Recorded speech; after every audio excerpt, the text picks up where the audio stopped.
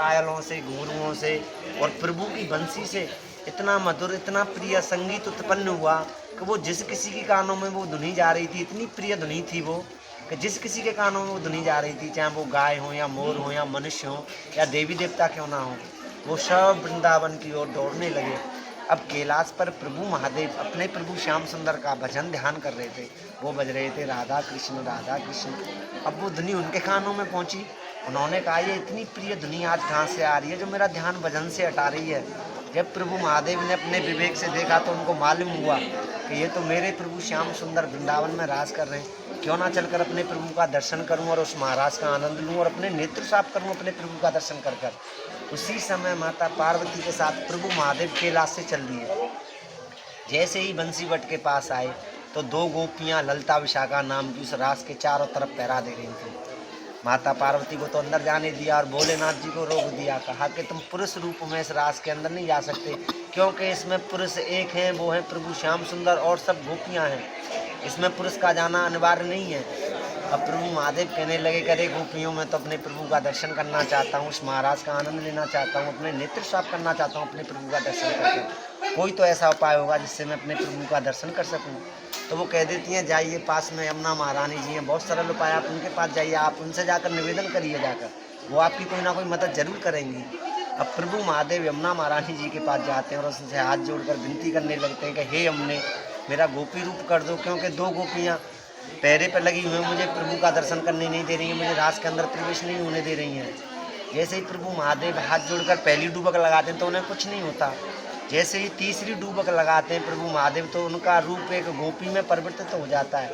उसी क्षण यमुना महारानी जी प्रकट होकर अपना 16 श्रृंगार भोलेनाथ जी को अर्पण कर देती हैं और उन्हें सजा दजाकर उनसे कहती हैं, जाओ अब आप गोपी बन चुके हो।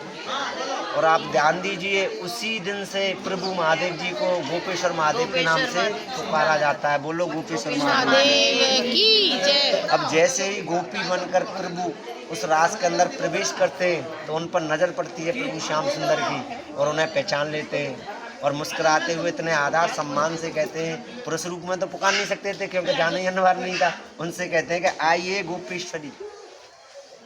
और जहाँ राधा रानी को बिठाते थे गोपी बने हुए महादेव जी को, उस स्थान पर प्रभु महादेव को प्रभु श्याम सुंदर बिठा लेते हैं। इसी बात से हमारी लाडली जी नाराज हो गई, गुस्सा हो गई और सभी गोपियों से कहने लगी, इस प्रकार करे गोपियों, देखो आज प्रभु ने क्या लीला की है। एक काली कलूटी अज्ञान गोपी आई है, एक नई गोपी आई है हमारे रास में, उससे कहा है गोपेश्वरी, हम सब गोपियों की ईश्वर बना दी है और प्रभु ने मेरा स्थान उनको दे दिया है।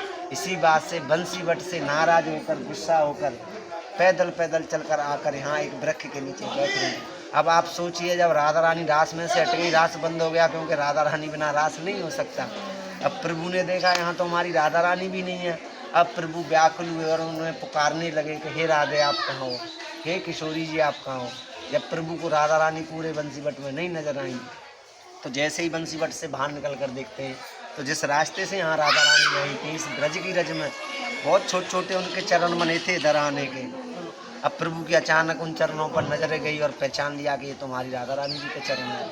जब प्रभु ने उन चरणों की रज अपने मस्तक से लगाई और उन चरणों के पीछे पीछे यहाँ आए प्रभु, देखा तो राधा रानी एक वृक्ष के नीचे नाराज होकर बैठी हुई थी। तो प्रभु कहने लगे कि हे राधे, मैं कब से व्याकुल हूँ, मैं तुमको कब से खोज रहा हूँ।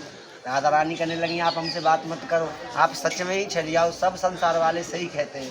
प्रभु हाथ जोड़कर निवेदन करने लगे कि राधे, मैंने कोई छल नहीं किया है, मैंने कुछ भी अनिष्ट नहीं किया है। आप बताइए राधे, कोई अतिथि या मेहमान कोई तुम्हारे दरवाजे पर आया, क्या तुम सम्मान नहीं करोगी। वो कोई ऐसी वैसी गोपी नहीं थी, प्रभु महादेव आए थे गोपी बनकर हमारा रास देखने के लिए। क्या राधे तुम उनका सम्मान नहीं करती, क्या मैं उनका सम्मान नहीं करता। राधा रानी मनने में नहीं आ रही। प्रभु फिर उनके चरण पकड़ते हैं, उन्होंने चरण पकड़कर मनाते हैं। एक देखो पीछे मान बिहारी मंदिर है, थोड़ा पीछे जहाँ राधा रानी को प्रभु चरण पकड़कर मना रहे हैं तो राधा रानी मान जाती है, क्योंकि राधा रानी हमारी बहुत भूली थी। जब राधा रानी मान जाती हैं तो प्रभु कहते हैं, राधे आप हमारे साथ रास में चलिए। जैसे ही प्रभु उनको रास में ले जाने को होते हैं तो राधा रानी कहने लगी, प्रभु मेरे पैरों में छाले पड़ गए, मैं बंसीवट से यहाँ तक पैदल चल कर आई हूँ। प्रभु कहते हैं, राधे आप एक काम करो, हमारे कंधे पे विराजमान हो जाओ, हम आपको लेकर चलते हैं। जैसे ही प्रभु ने ले जाने को होते हैं तो यहाँ से प्रभु अंतर ध्यान हो गई। जब प्रभु अंतर ध्यान हो गए तो राधा रानी उनकी याद कर करके, मेरे कन्हैया कहाँ गए, मेरे श्याम सुंदर कहाँ गए। उनकी याद में जो अश्व निकले हैं राधा रानी के। ये आप जो सामने सरोवर देख रहे हैं राधा रानी के अश्वधारा से कन्हैया की याद में। और देखो ये इतना पवित्र है कि इसमें अगर कोई मनुष्य स्नान ना कर सके तो अपने नेत्रों से जल लगाए, अपने ऊपर 5 छींटे डाले। ऐसा करने से सभी तो मनोकामनाएं पूरी होती हैं और कलयुग के पापों से और कष्टों से भी छुटकारा मिलता है। राधा रानी ने यहाँ मान किया, इसलिए इस स्थान को राधा रानी मान सरोवर सिद्धपीठ धाम कहा जाता है। जब प्रभु नहीं आए तो राधा रानी को और ज़्यादा गुस्सा आया। आप जो ये दर्शन कर रहे हैं राधा रानी का मुख का, यहाँ तक जमीन में समाती जा रही थी, जब मुख रह गया था प्रभु फिर से प्रकट हुए और हाथ जोड़कर विनती करने लगे कि राधे आप ऐसा ना करो, तुम्हें तो संसार मुझसे ज़्यादा जानेगा। संसार में सभी जीव जन मनुष्य जो तुम्हारे नाम से मुझको पुकारेंगे, इसलिए हमारे पूरे 84 कोस ब्रजमंडल में राधे राधे होती है। ऐसा कहकर प्रभु कहने लगे कि राधे मुझे द्वारका जाना है, मैं परसों आऊँगा। तो राधा रानी कहने लगी तुम जहाँ जाना चाहते हो जा सकते हो, मैं ब्रज को छोड़कर नहीं जाऊँगी।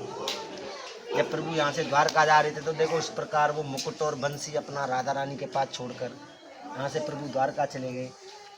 कभी तुमको सौभाग्य मिले द्वारका जाने का तो वहाँ तुमको देखो सुदर्शन चक्र का दर्शन होगा, बंसी का नहीं होगा। कभी सौभाग्य मिले तुमको बांके बिहारी जी जाने का, वहाँ भी तुमको बंसी का दर्शन नहीं होगा। सिर्फ साल में एक दिन कराया जाता है शरद पूर्णमासी के दिन, क्योंकि वो रात शरद पूर्णमासी के दिन हुआ था। यहाँ भी शरद बैठती है रात को 12 बजे, वहाँ भी शरद बैठती है रात को 12 बजे, लेकिन एक दिन बंसी की सेवा यहाँ नहीं होती है और साल के 364 दिन बंसी की सेवा यहीं होती है। और देखो इस स्थान पर आप जो बैठे हैं, जैसे स्थान पर आखिरी लीला हुई है प्रभु श्याम सुंदर और राधा रानी की। इनका जन्म स्थान रावल से है। बरसाने में इन्होंने प्रेम की वर्षा की, वृंदावन में रास की और रास करते करते इस स्थान पर आखिरी लीला हुई है।